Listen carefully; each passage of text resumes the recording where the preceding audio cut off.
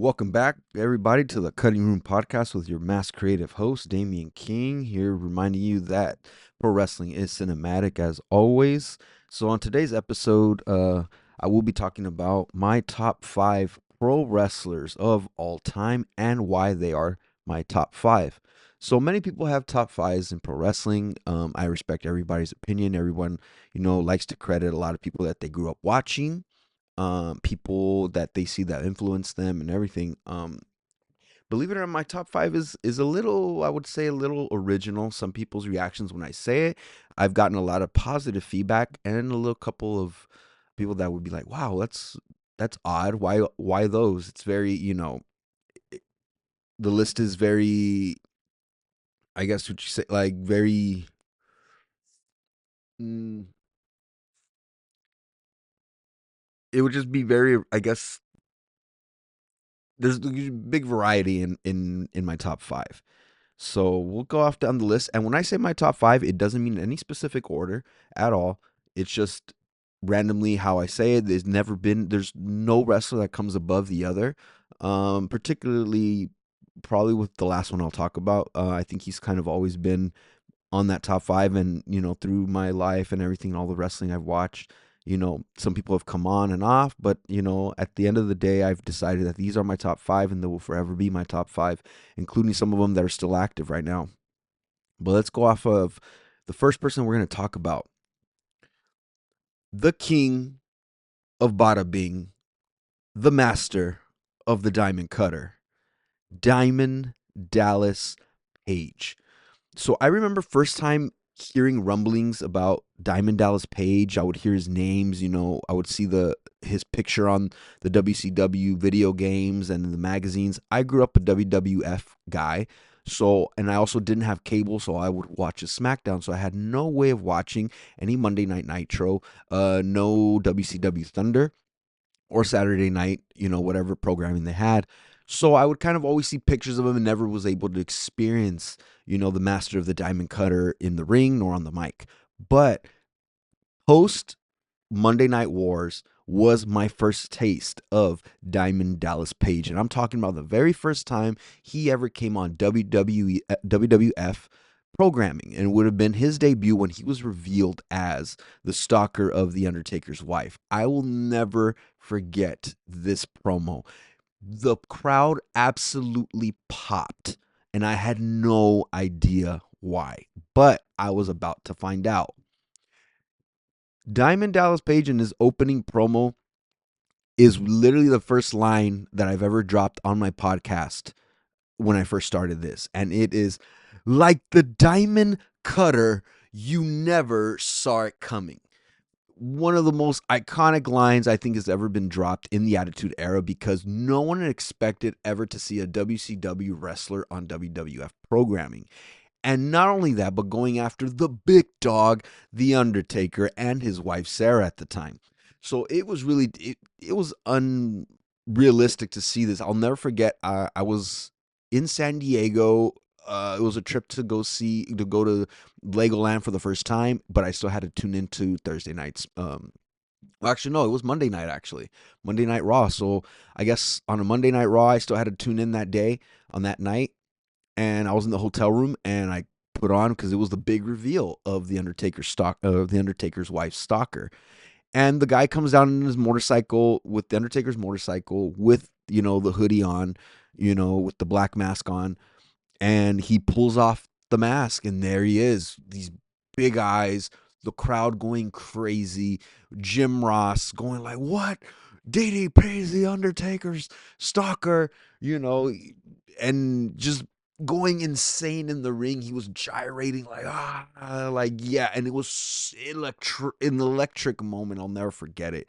But then, I'll never forget also in that promo when he's, if you want to make an impact in this business, you go for the biggest, meanest dog in the yard. And when he begged the Undertaker, "Undertaker, I'm begging you, make me famous." And, obviously the rivalry kind of went the way it did, but there's also good things to talk about Diamond Dallas Page. This was just not even the scratch of the surface of his career, because then I remember seeing him in Ready to Rumble. And that his role being, himself, but still being able to convince you that he was an actual villain in this film. That means that's a lot of credit to Diamond Dallas Page's acting chops, you know. And then we talk about him saving people through DDP yoga, which is very inspiring. People like Jake the Snake Roberts, with Razor Ramon, Scott Hall. Mick Foley has credited, Chris Jericho's credited their careers to be extended, their lives to be extended, all through DDP yoga. And DDP has always had a positive mindset, and I love that about him. That's a lot of my top five wrestlers. It's not even just about the wrestling; it's really about the impact that they've made in the world, which is also, I think it's very cinematic. DDP's always had a positive mindset, inspiring, especially starting his career very late. He didn't become a mainstay talent and didn't make it to the main events till his mid 30s. To start off in the mid 30s, and Triple H was present for that. Triple H was at the time in the power plant in WCW, so he got to see a lot of Diamond Dallas Page's beginnings. Like who's this old timer like starting? No, DDP was, like he says, was an anomaly. He was not meant to happen, but he made it happen. And I've always loved DDP's genuine promo skills, because it doesn't come off like he's trying to be something that he's not. He's always been just a real guy, you know, he really spoke for like any regular guy that thought like maybe I could do this, and he did, and he's a prime example of that.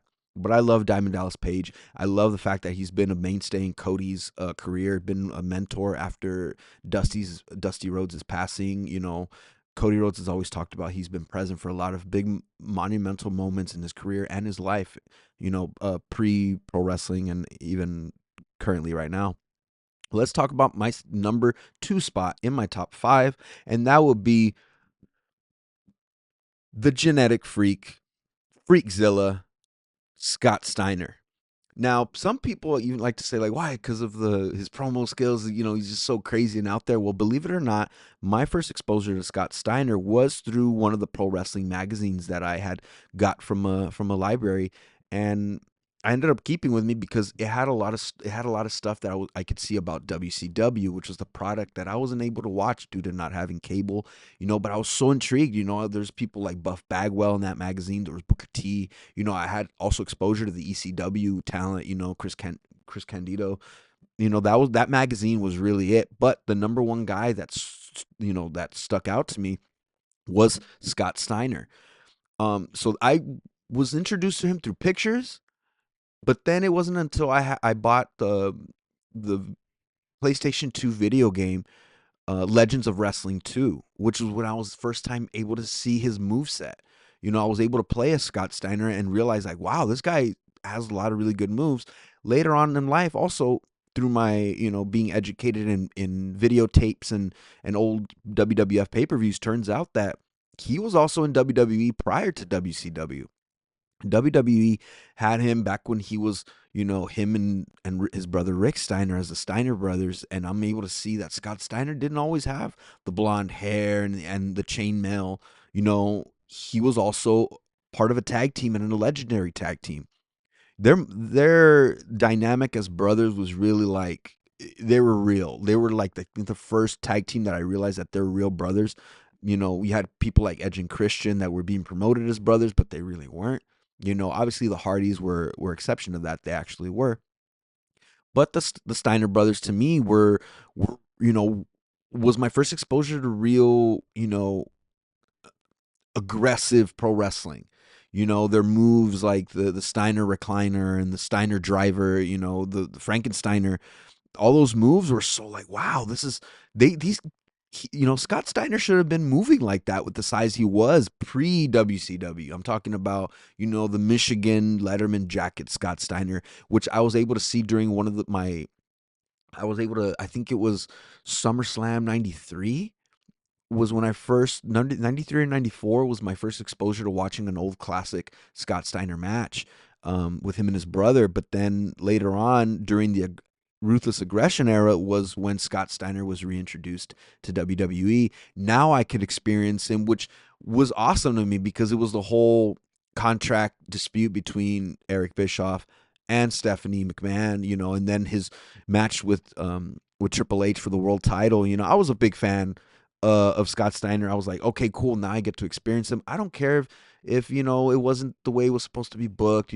As a kid, you just realize you just kind of get lost in the pro wrestling, and I just absolutely loved that. Even though he was, some people like to say he was past his prime, there's no absolute positive there's no way to support that statement. You know why? Because he was still belly to belly suplexing people like Batista, Test, the man belly to belly suplexed the Big Show or the Giant back in WCW. He was still ready to go. It was just a matter of two people that were injured that couldn't really go, and that was the infamous Royal Rumble 2003 match and the No Way Out match. But I will say this: Scott Steiner and Triple H's match for the Royal Rumble video package is still to me one of my favorite of all time, especially with the song that was being played um, by, I forgot the name of the band, but that song was so, like, it's still in my gym playlist as of right now. The Trust Company song. I forgot which title it was, but it was still in my favorite video package of the Ruthless Aggression era between Scott Steiner and Triple H. But Scott Steiner's promo skills are obviously iconic. The math promo, or when he called Samoa Joe, hey, he's fat. And Scott Steiner's he didn't have to be anybody else but himself. And that's something that him and Diamond Dallas Page share in my top 5, was that they were just real. They weren't trying to play this, superhero. They weren't playing this, dentist. They weren't playing this, fake job, you know, gimmick thing. It was just really Scott Steiner being Scott Steiner. But another thing something that Scott Steiner, um, about his in-ring ability that I loved, was that even though he was a short guy, he worked really hard on his physique and still was able to move like a cruiserweight and do all these moves, doing the Frankensteiner recliner off the top rope. That's really hard to do, especially when you gain so much weight. Guys like Will Ospreay will say, will tell you that when they moved up in weight, a lot of the moves that they weren't able to do prior kind of get removed from their repertoire because of the physical incapability to move the way they used to. But Scott Steiner will always be, and also because of he walks out, the guy has a chainmail on his head, the black glasses, the goatee with the white and the black. He has the pants, but he has the t-shirt cut out, just enough to show the biceps and the muscles. you know I always love Scott Steiner, and he'll always be part of my top 5. And let's move on to number 3, which is some of the recent wrestlers that got me back into pro wrestling. One of them being the ultimate right now, and it's a beautiful thing to see that he's returned to pro wrestling. But the best bout machine, the cleaner, Kenny Omega. The first time I ever heard about Kenny Omega was in an era, and was during a time where I wasn't watching pro wrestling anymore. But I happened to stumble upon What Culture Wrestling, and they were having these videos at the time promoting what was going on in Japan. Why and I'll never forget the video, why Kenny Omega will never sign with WWE. And it's this famous photo of Kenny with the blonde dreads, with the blonde streaks in his hair. It has the leather jacket. He has the Cobra glasses on, and he's pointing at the camera with the gun, symbol on. And I watched this video, and they're talking about that Kenny Omega is the best wrestler alive right now, along with the mentions of Okada. But I ended up doing my research and being like, well, let me Google this guy. I had no way of watching matches because at the time, New Japan World wasn't around, so I didn't know how to watch Japanese pro wrestling. And Kenny Omega was really one of the first people that got me into Japanese wrestling. You hear about the famous Okada matches, and then you hear about this famous photo of him dressed up, cosplaying as the Terminator. That Terminator entrance was the nail in the coffin for me when it comes to being a fan about Kenny Omega. Watching that Terminator entrance on YouTube and seeing the video package that was leading up to it, where he recreated the landing on Back in Time, and Kenny recreates the scene. It's so cinematic. Anytime a wrestler is cinematic to me, I'm all in. No pun intended. Um, but when I start to see, certain stuff about him, like little clips of the Okada matches, stuff with Tanahashi, I was very sold. It wasn't until AEW was born and they talk about who's gonna be this big signing, at the Double or Nothing ticket announcement in Vegas. They're at the pool area, I think about at the MGM, and sure enough, Kenny Omega debuts, and in I am absolutely sold on this new company that is born, all because they had signed, the best bout machine, the cleaner Kenny Omega, to this, United States brand new pro wrestling promotion, and I was all in. And then I got to be able to see him more often, his matches with John Moxley, his go around with Pac and everything. But then it wasn't until the I wasn't able to see Kenny Omega during the first LA AEW pay per view. No, I'm sorry, I wasn't able to see Kenny Omega live when AEW came to Los Angeles for the first time because he was out on injury. It's when he was it was a post losing the world title, and at the time he was recovering. But the second time they came around was when they were facing the Death Triangle for the Trios titles, and he was teaming with the Young Bucks. So I was able to see that entrance live, with Carry On, Where With Son. So I was finally able to see the Best Bout Machine live, and it was such a great thing. I've seen him multiple times after that, and I hope to see him one more time. But another reason he's one of my top five is because him being inspired by video games, and being one of those wrestlers that didn't need the monster of the WWE backing him or to go through the developmental programming. He went through that and he didn't like it, and he felt like, what, the courage enough to say that even though I've made it to this company, which is everybody's goals, he didn't need it.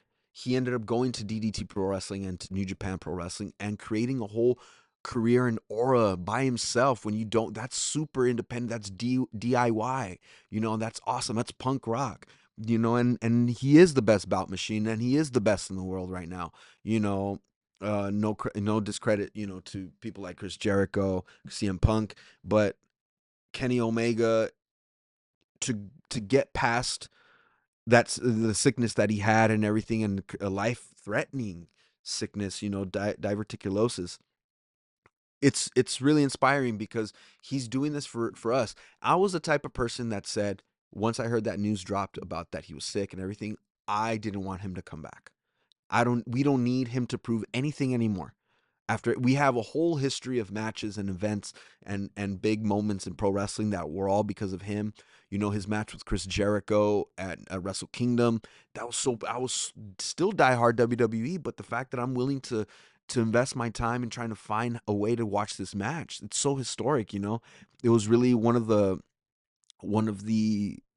it was a foundation of a new revolution of pro wrestling, and I credit that all to that Chris Jericho and Kenny Omega match at Wrestle Kingdom. Um, but I've always loved Kenny's his thrill for the theatrics. Apart from his in ring ability, his stuff with Will Ospreay. When before Will was even an AEW pro wrestler, or signed. That whole post AEW Dynamite altercation between them when it was them on the mic, it made me really believe that there's something, some real heat between them. And when you're able to blur the lines and all through a promo, that's really rare, and Kenny Omega will always be on my top five as well. And another person that's on this top five, which would be on slot number 4, shares something similar with Kenny Omega and was the person to get me back into pro wrestling. And this was the Demon King, Finn Balor, Fergal Devitt, the Prince. The first time I ever heard about, I actually didn't even hear about Finn Balor. I happened to watch WrestleMania, I think it was 34, which is the one that they had when the Hardys came back. I watched that WrestleMania and I was so hyped off of that WrestleMania, off of, the production of it. And I'm like, wow, this WrestleMania's WWE's changed so much. How about we check out Monday Night Raw? And it was that Monday Night Raw after when Finn Balor returned from his injury, and was coming back to reclaim the title that he never lost. But hearing that music, and the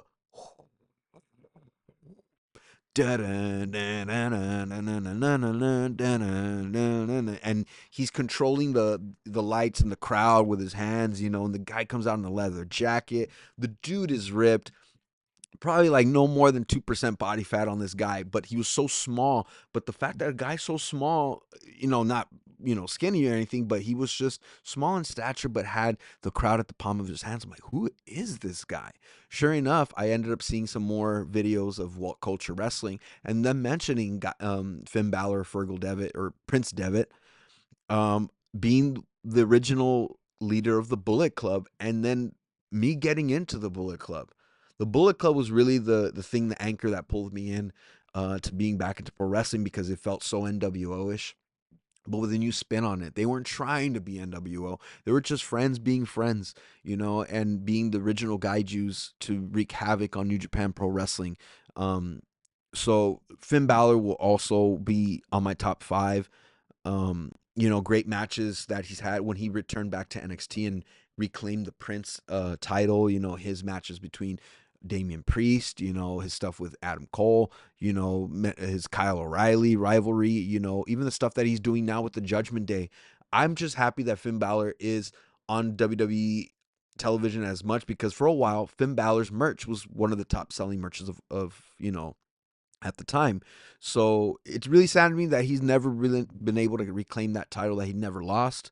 But I hope one day he gets another shot at the title.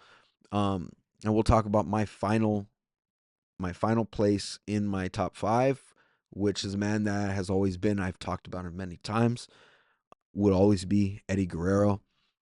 Because I got to grow up and see Eddie Guerrero from the Radicals. I got to see his departure. I got to see him come back. I got to see him go against, win that United States title tournament. I got to see him beat Brock Lesnar. I've seen him live bleed his life out with JBL at Judgment Day. I was able to see a match between him, Chris Benoit, and Rhino at SummerSlam. It really saddened me when he passed away. I've never cried for anybody when they've passed that wasn't family, but the very first person I ever cried about when they passed away was Eddie Guerrero. And his impact on the Latin world. People are still heavily influenced by him. Mercedes Monet. You know, a lot of people, when you see people like Bad Bunny wear the Latino Heat T-shirts, the I'm Your Papi T-shirts. A lot of people still try to pay tribute to Eddie when they do the Three Amigos, when they do the Frog Splash, when they do the shimmy and everything. It's Eddie Guerrero will. There's nothing else I could say other than he was the greatest to ever lace up a pair of boots, and no one will ever be like him. And that's my top five, guys. Hope you guys enjoyed this episode of the Cutting Room Podcast, and that's a wrap on the top five of Damian King's pro wrestling wrestlers.